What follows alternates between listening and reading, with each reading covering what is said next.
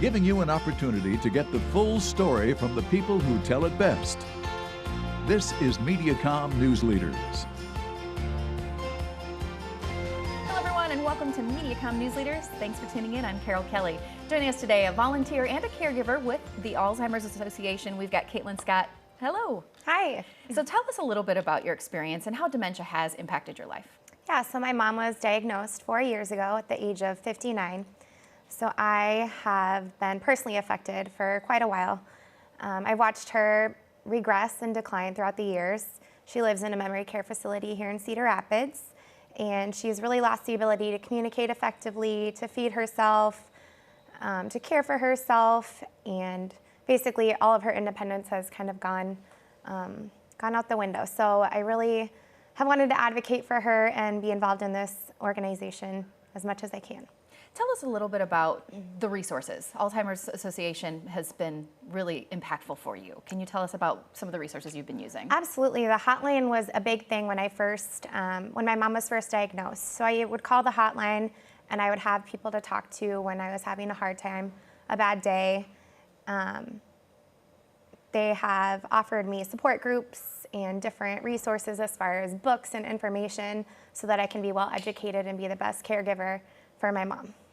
And really, let's talk about that support because you're not alone.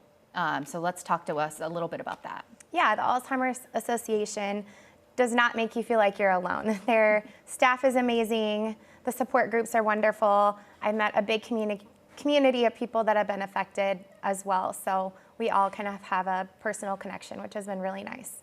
And obviously you're a first caregiver, but then you've wanted to give back. So you're volunteering as well. Tell us about that decision. Yeah, so I'm a part of the Walk to End Alzheimer's planning committee. So we put on the big event every year and we plan throughout the year and do the best we can to bring as many people and and advocate as much as we can.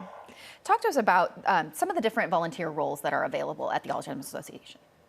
Yeah, different volunteer roles. I have volunteered at the Rock the Block at Newbell Market and parades. I've volunteered for the walk itself the day of. There's many different roles that you can be a part of.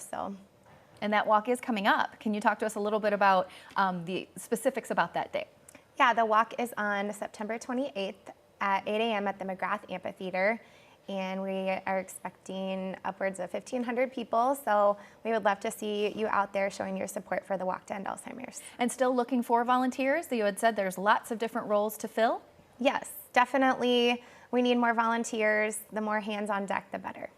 Tell us about that day and how important it is and the reason that you are supporting that and returning every year. It's just very powerful and it shows that you're not alone.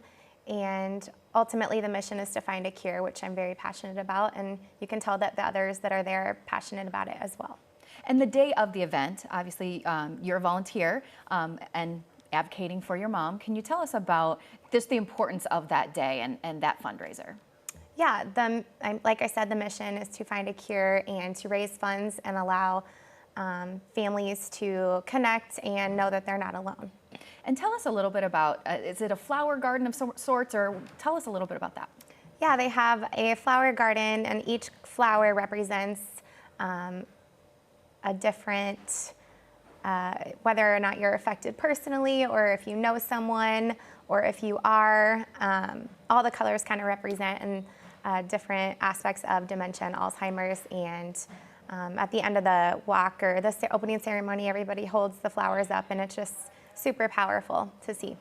Tell me a little bit about just the Alzheimer's Association in general and just how important it has been for your life. Yeah, the Alzheimer's Association has been my outlet throughout this whole journey. Watching my mom decline has been extremely hard, and especially at a young age. I want people to know that it doesn't affect you always when you're older. It can affect people when they're younger as well, and it's not a natural part of aging. So it's just really nice to have that outlet. Well, it is such a pleasure. It's great that you're doing wonderful things for the Alzheimer's Association. Thank you, Kaitlin. Thank you. Thank you so much for watching. This has been Mediacom News Leaders, your opportunity to get the full story from the most reliable sources exclusively on Mediacom News Leaders.